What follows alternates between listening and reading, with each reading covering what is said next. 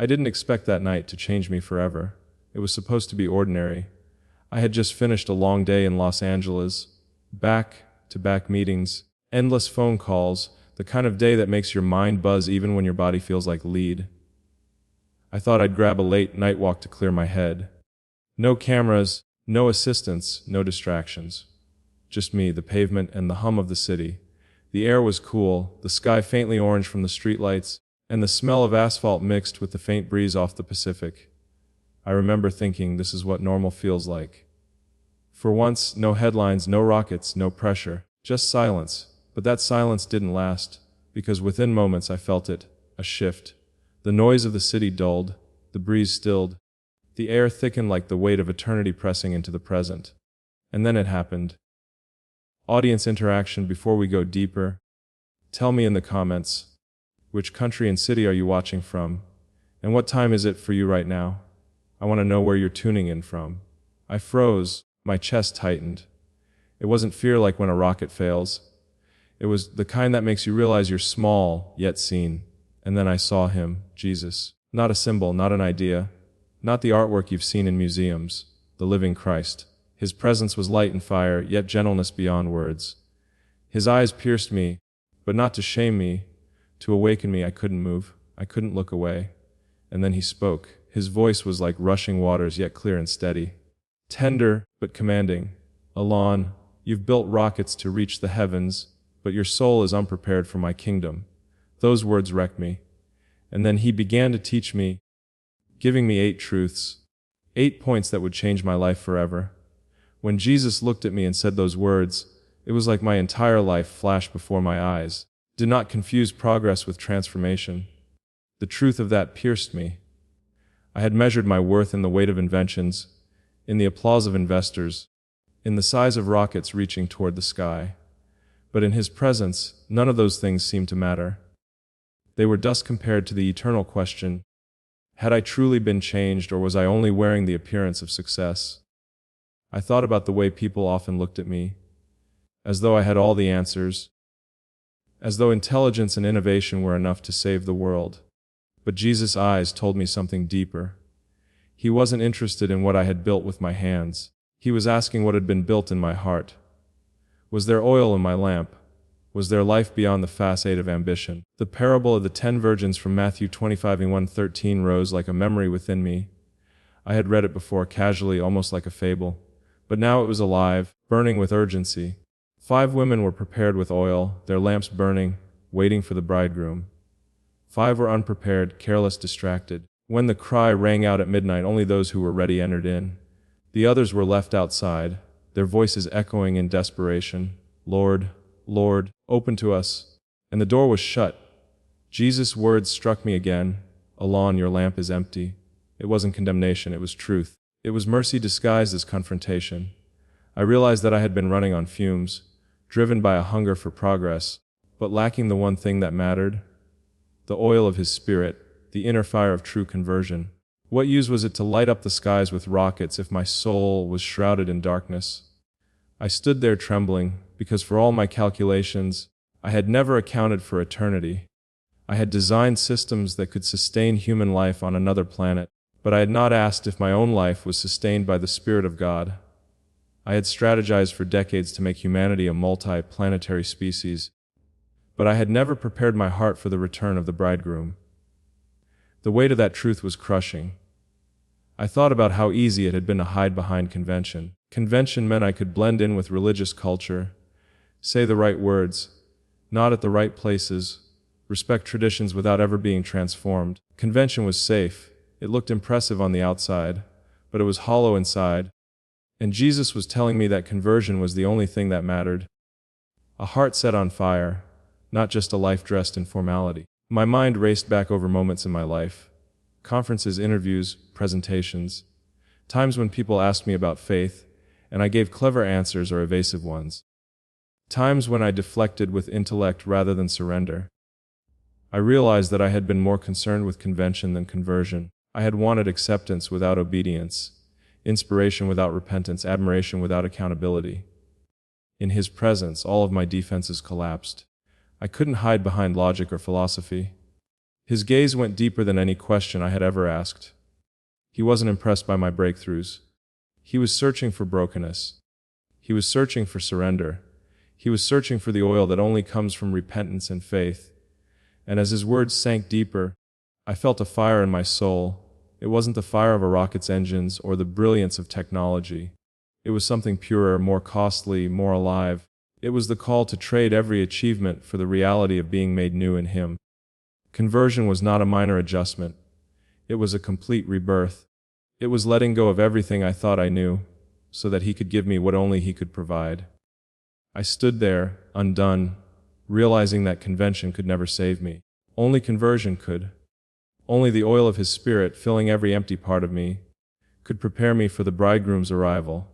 And in that moment, I knew I had to choose to cling to convention and lose him, or to embrace conversion and finally find life. When Jesus drew closer, I felt the nearness of his presence in a way that I can barely describe. His hand rested on my shoulder, and the sensation was unlike anything I had ever known. It was warm like fire, but not the kind of fire that destroys. It was the fire that refines, that melts away the hardness, that makes room for something new. At the same time, it was comforting, like the embrace of a father, the kind of embrace that tells you you're not alone anymore, that you don't have to carry the weight by yourself. His words carried authority, yet they came with tenderness that disarmed me completely. You've built empires, but I am asking you to yield your crown. I had spent my entire life striving, building, calculating, leading. I had been celebrated for it, feared for it, even envied for it. But when he spoke, I saw clearly that all my empires were nothing more than towers built on sand. They were fragile, temporary, and destined to fall. What he wanted wasn't the collapse of what I had done, but the surrender of who I was. The phrase cut deeper the more I replayed it in my mind. Repent not only of sin, but of self-rule. That was the wound and the revelation. Sin I understood in theory, the moral failures, the pride, the selfish choices. But self-rule was subtler. It was the throne I had built in my own heart, the conviction that I was master of my destiny, captain of my fate, designer of my future. Self-rule had been my idol, and he was asking me to let it die. In that moment, every ambition I had clung to appeared like a fragile crown slipping from my grasp. I had thought that money or fame were the temptations most people struggled with, and I assumed I was beyond them. But Jesus showed me that my true idol was control. I had lived like I was sovereign, like I could bend the universe to my will if I worked hard enough, smart enough, long enough. But now, standing before the one who truly reigns, I realized my sovereignty was an illusion. The weight of his next words crushed me and healed me at the same time. What does it profit a man to gain Mars, yet lose his soul? I had dreamed of red skies and new colonies, of the future written on another planet. But his words reframed everything. What use was it to chart galaxies if my soul remained bankrupt? What use was it to build a future for humanity if my own eternity was unprepared? The brilliance of rockets and inventions dimmed in the light of that eternal question. The words echoed like thunder in my chest. I thought of the way I had lived, racing toward goals, pushing beyond limits, carrying the weight of humanity on my shoulders. I thought it was noble. I thought it was heroic. But in his presence I saw that it was pride wrapped in progress. The crown I had worn so tightly was not gold but clay, crumbling in his light. He wasn't angry at me for building, but he was calling me to surrender the throne of my own life. And then Revelation 3:7-22 reverberated through my mind with a clarity I had never felt before. I heard his warning to the lukewarm, those who think they are rich but are truly poor, those who believe they see clearly but are blind, those who feel clothed but are naked. Every word was like a mirror held to my soul. I had thought myself wealthy, resourceful, independent. But before him, I was empty-handed, in need of a treasure only he could give. The passage unfolded inside me like a living reality. He stood at the door and knocked, not at the door of the world, but at the door of my heart. I had kept him outside while I busied myself with structures, ideas, and ambitions. I had thought the world needed saving through science and progress. But here was the Savior of the world knocking, waiting, asking to enter. The creator of galaxies was not impressed by my rockets. He wanted my heart. Every word he spoke stripped away another layer of illusion. I wasn't as strong as I imagined. I wasn't as wise as I pretended. I wasn't as prepared as I boasted. And yet, the strange thing was I didn't feel abandoned in my weakness. I felt pursued, loved. He was confronting me not to condemn me, but to rescue me. His hand on my shoulder was not just a touch of authority, but a seal of belonging, an invitation into something I had never known but had always needed. The realization settled into me like a fire that would not be quenched. My whole life, I had sought control because I feared chaos. I had believed that if I didn't rule, everything would collapse. But in his presence, I saw that my control was the very chain keeping me bound. To repent of self-rule wasn't just to give something up. It was to finally be free, free from the crushing weight of trying to be God in a universe already ruled by God.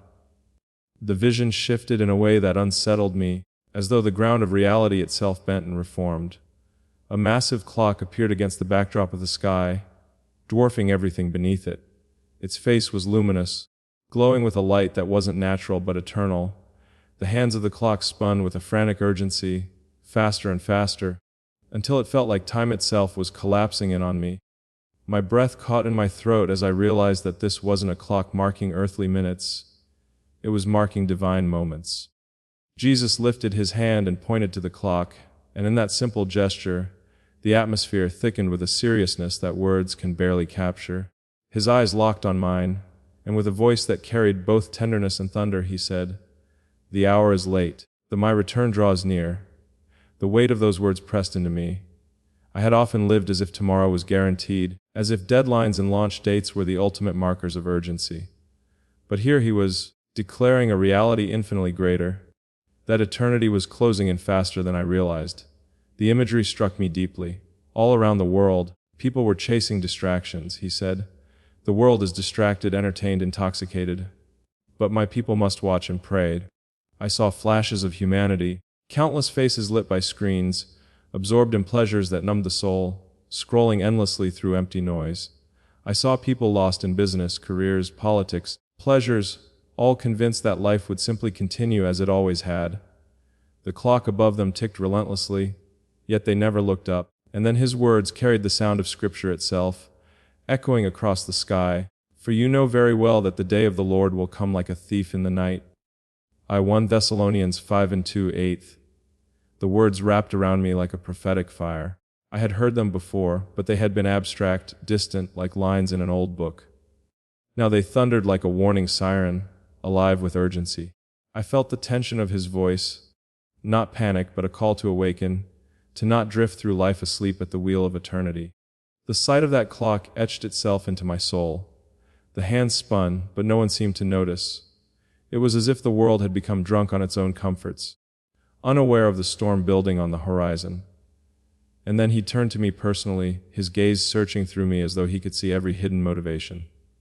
"Elon, you watch rocket launches daily, but will you watch for me?" The question pierced me more deeply than any headline, more deeply than any criticism I had faced in my life. I had dedicated my life to monitoring, planning, and anticipating every launch sequence. I knew the importance of precision, of timing, of being alert to every detail.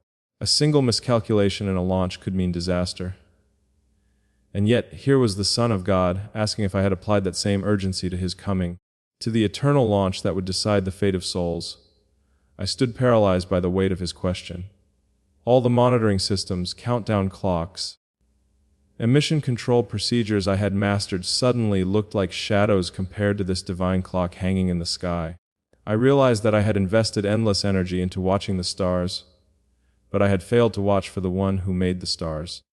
The irony was crushing. I was alert to every technical failure, but blind to my spiritual negligence. The vision expanded again. I saw multitudes of people living as though life was endless. Some were building careers, some were chasing fame, some drowning in pleasures, others numbing their pain. Few were watching, few were praying, few were preparing their hearts for his return. I felt the ache in Jesus' heart, the longing for his people to be awake, to not be caught unaware when eternity broke in like a thief. His love was urgent, his warning was merciful, but the seriousness of his tone made me tremble. The clock's hands moved faster, blurring almost into light. The sound of its ticking grew louder in my chest, each beat hammering like a question. Are you watching? Are you ready? I had always prided myself on being ahead of the curve, anticipating what others couldn't see, predicting futures that others thought impossible. But in that moment, I saw how blind I had been to the most important reality of all. That time was running out, and only those who watched in faith and prayer would be ready. I lowered my head, overcome with the realization that my watchfulness had been misplaced. I had watched markets, missions, and machinery, but I had not watched my soul. I had stayed awake for launches but fallen asleep in prayer. And yet, his hand remained steady, pointing to the clock, not to condemn me but to awaken me. His call was not just for me, but for everyone, to stop drifting in the haze of worldliness, and to awaken to the eternal urgency written in the sky. Suddenly, the vision shifted again, and before me appeared a sea of faces. They stretched further than my eyes could comprehend, billions upon billions, their eyes locked on glowing screens. Some scrolled aimlessly, others shouted with digital applause. Still others hurled insults as quickly as they could type them. The sound was overwhelming, a mix of cheering, jeering, laughing, mocking, praising. It was the voice of the crowd, and it pulsed like thunder across the digital age. I saw myself reflected in their gaze. Headlines flashed across the sky, stories of success, stories of failure, images curated for admiration and words twisted for criticism. Fame stood before me like a fragile crown, heavy but hollow. Every shout from the crowd seemed to pull at me, tugging my heart in different directions. The praise puffing me up, the criticism cutting me down. The weight of it made my chest ache, and in that noise I realized how easily I had been captured by it. Jesus stood beside me, his presence calm against the chaos. His voice cut through the clamor with clarity that silenced the multitude. For me alone, you chase public approval, but I call you to purity. The crowd is unstable, but I, the Lord, remain the same. Will you choose holiness over headlines? His words were not harsh, but they carried a precision that pierced through every layer of self-deception I had built. In that moment I saw the instability of the crowd. One instant, they cheered with wild celebration. The next they turned with venom and disdain. Applause could shift into accusation in seconds. The same hands that clapped in honor could just as easily point in condemnation. Their approval was fickle, their loyalty fragile. I felt the weight of how much energy I had wasted chasing their fleeting acceptance, like trying to hold water in my hands. A mirror appeared before me, and I saw myself through the lens of heaven. Behind the accomplishments, behind the ambition, behind the image carefully managed for public consumption, there was a soul that longed to be free from the exhausting grip of other people's opinions. A soul that was restless because it had not anchored itself fully in the unchanging gaze of God. My chest burned with conviction as I realized that the crowd had become my compass, when purity should have been my pursuit. Jesus' gaze drew me back, his eyes filled with both compassion and firmness. He did not point to the crowd, he pointed upward, to the holiness of his Father. In his eyes I saw a different kind of standard, not the ever-changing tides of popularity, but the eternal call to righteousness. Purity was not just about avoiding sin, it was about living undivided, about choosing alignment with heaven even when it cost applause on earth. His look asked me what my heart truly valued. The noise of the crowd swelled again, louder and louder, each voice demanding attention. I felt the pull of wanting to satisfy them, to win their approval, to silence their criticism. But then I felt the deeper pull of his presence, steady, constant, unchanging. It was as though the ground beneath me shifted, forcing me to decide whether my foundation would be built on the shifting sand of popularity or on the solid rock of his holiness. I saw others in the vision too, countless souls who had traded their purity for approval. Some wore crowns of recognition, but their eyes were empty, hollowed out by compromise. Others had silenced their convictions to keep their influence intact, but the fire of their faith had dimmed. The cost of popularity was etched across their faces. And yet, scattered among them, I saw a few who stood apart, nameless to the world, but radiant before God, their purity shining brighter than any platform. The contrast tore at me. I knew the temptation of being seen, the addiction of applause, the sting of criticism. But now I also saw the beauty of purity, unshackable, eternal, untouchable by the fickleness of the masses. I felt exposed in the presence of Jesus, stripped of excuses, confronted with the reality that my pursuit of approval had overshadowed my pursuit of him. His question still echoed, reverberating through my spirit. Will you choose holiness over headlines? The crowds continued to roar, but his voice lingered, steady and unrelenting. The battle between popularity and purity raged inside me, and the weight of my choices hung heavy in the air.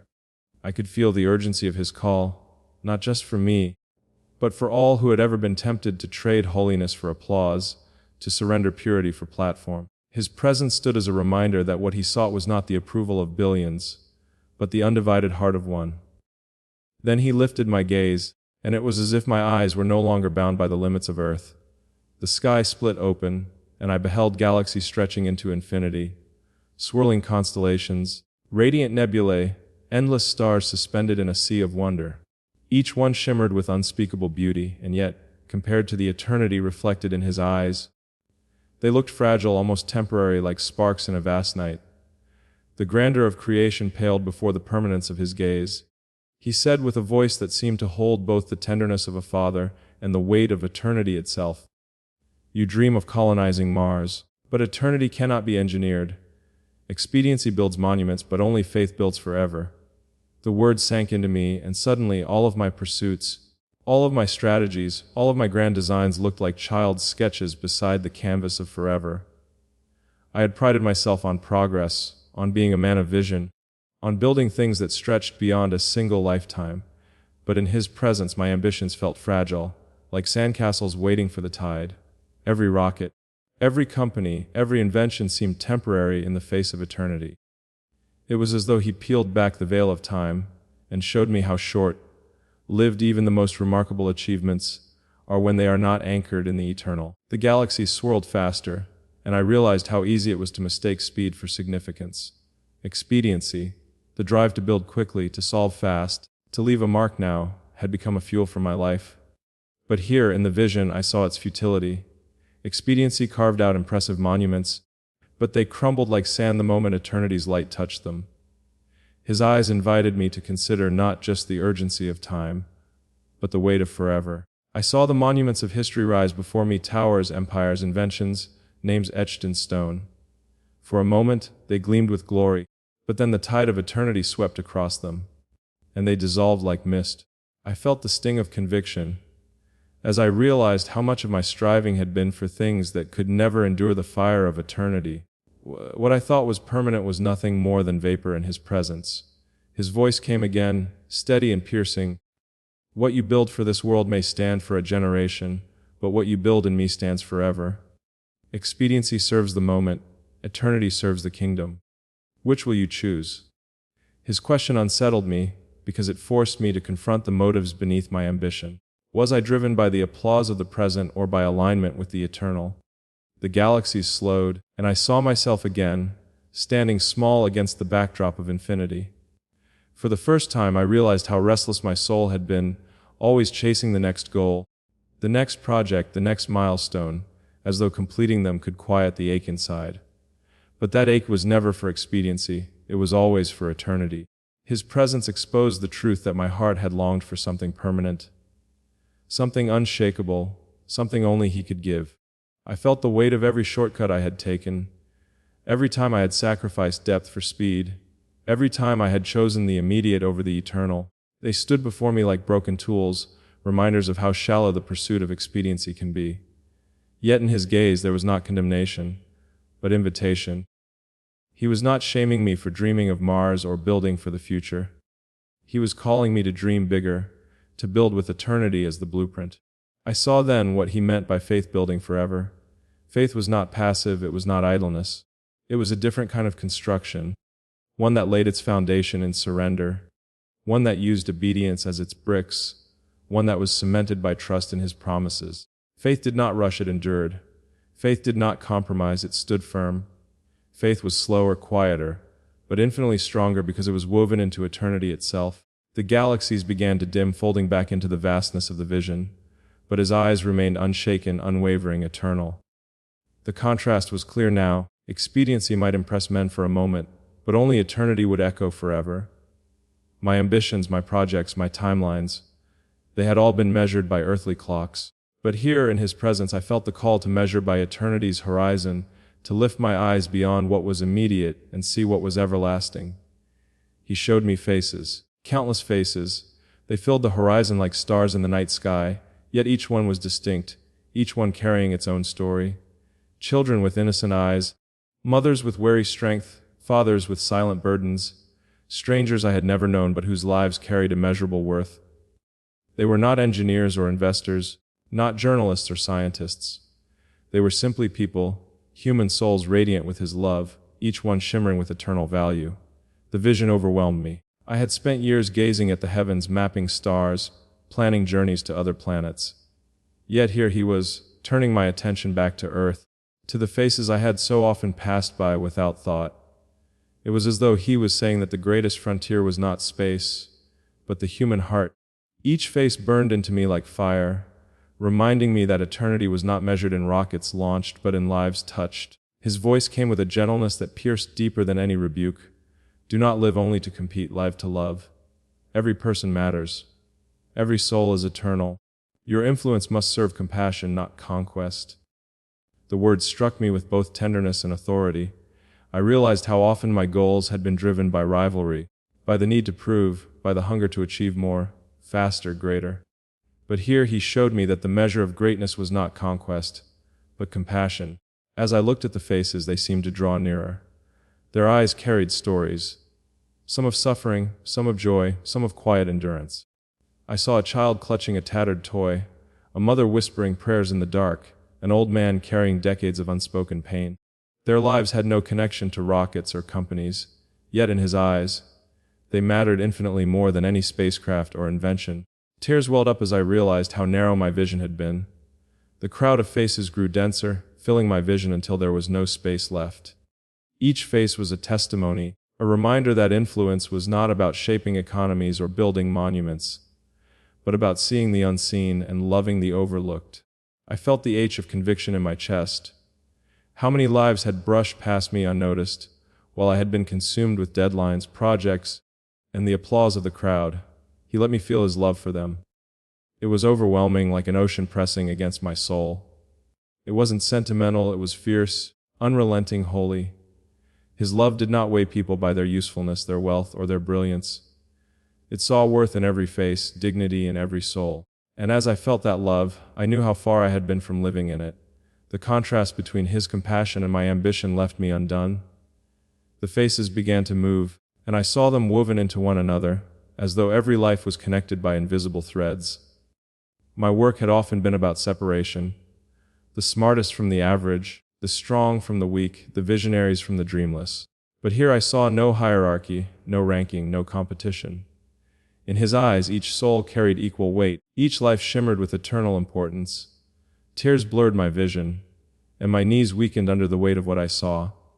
Every overlooked handshake, every forgotten conversation, every nameless stranger.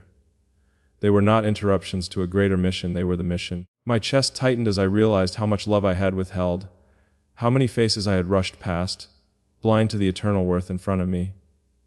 The vision pressed deeper. I saw my influence not as a ladder to climb, but as a river meant to flow outward, touching lives in ways unseen by the world. The applause of billions could not compare to the quiet act of kindness shown to one forgotten soul. My inventions could touch history, but love could touch eternity. I felt him ask me not just what I was building, but who I was becoming in the process. The faces still lingered, glowing softly with his love. They did not fade quickly, as other visions had. They remained as if to remind me that eternity was always staring back at me through human eyes. And in that lingering presence, his words echoed again, insistent yet tender. Every person matters. Every soul is eternal. Then he said, with a gravity that silenced every lingering thought, you dream of legacies, but I call you to a mission. Monuments crumble, companies dissolve, empires fall. But those who live for my mission endure forever. His words hung in the air like lightning, illuminating the truth I had never dared to confront.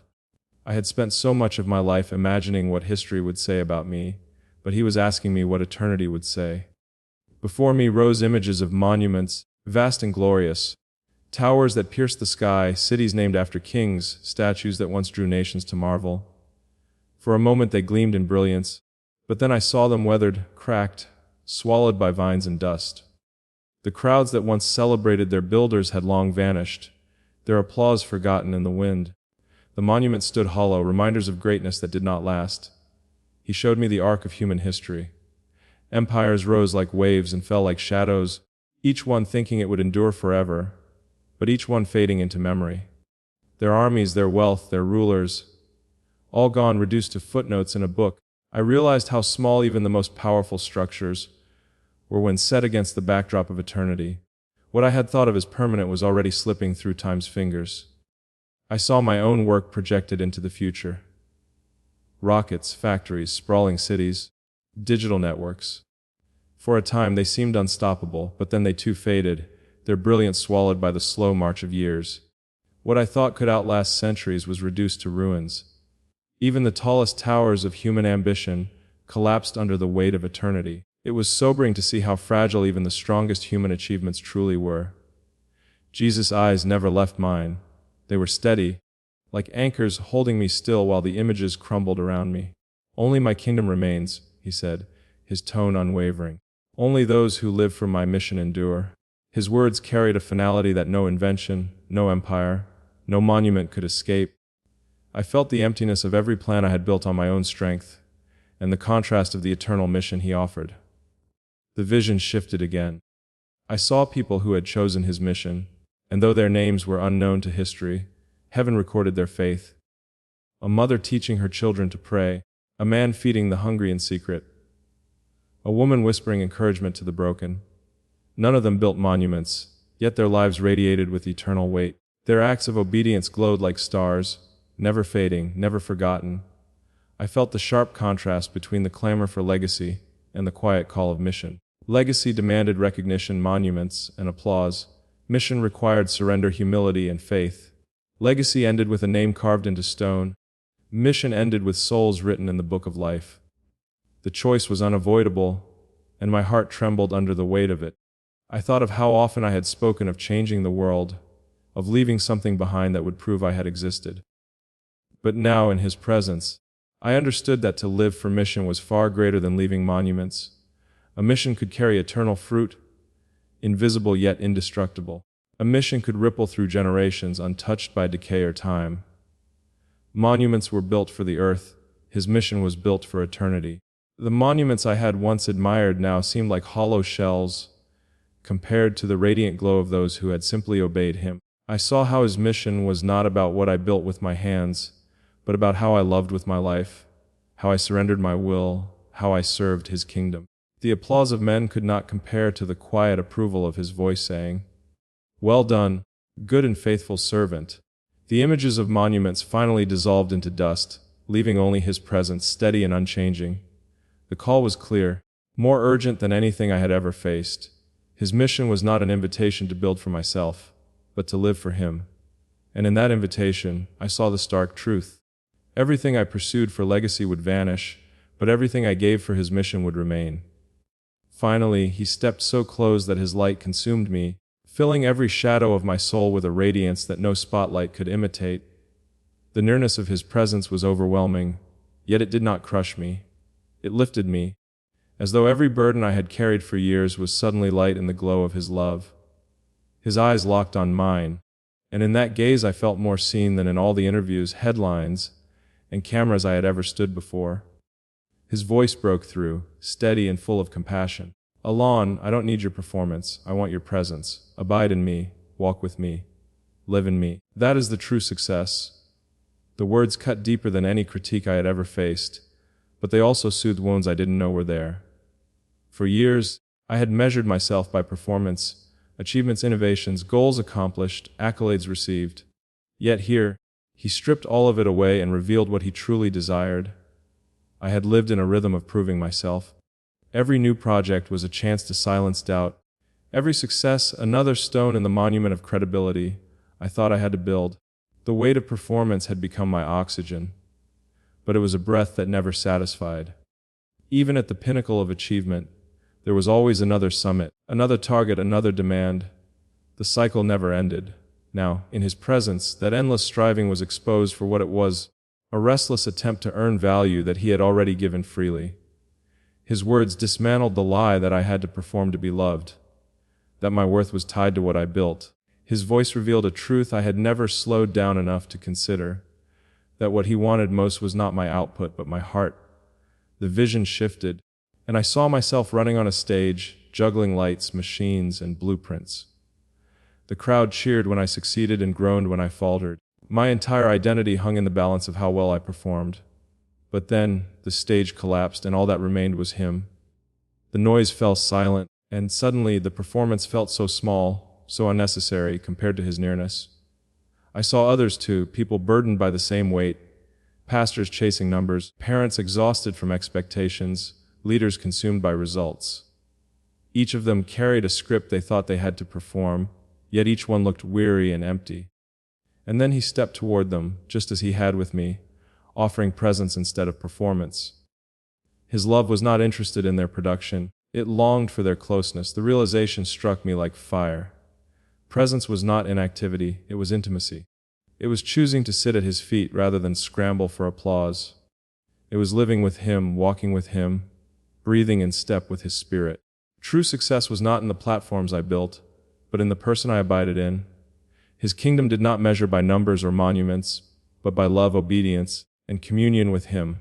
My chest tightened with both relief and conviction. Relief, because the endless treadmill of performance no longer defined me. Conviction, because I saw how much of my life had been poured out chasing recognition, instead of resting in relationship. The weight of striving fell heavy in that moment, and yet he stood before me, not condemning, but inviting. His nearness felt like home, the kind of home I had searched for in projects, in achievements, in dreams of conquering planets. Yet none of those had given me the rest I felt now. To abide in him was to finally stop running, to finally let the soul breathe in the peace of his love. His words continued to echo, "I don't need your performance, I want your presence." The vision lingered, his light still surrounding me. Every metric of success I had known, wealth, applause, legacy, faded like shadows against the dawn. Only his presence remained, steady, constant, unshaken. And in that presence I realized that the greatest victory was not in what I accomplished, but in who I belonged to.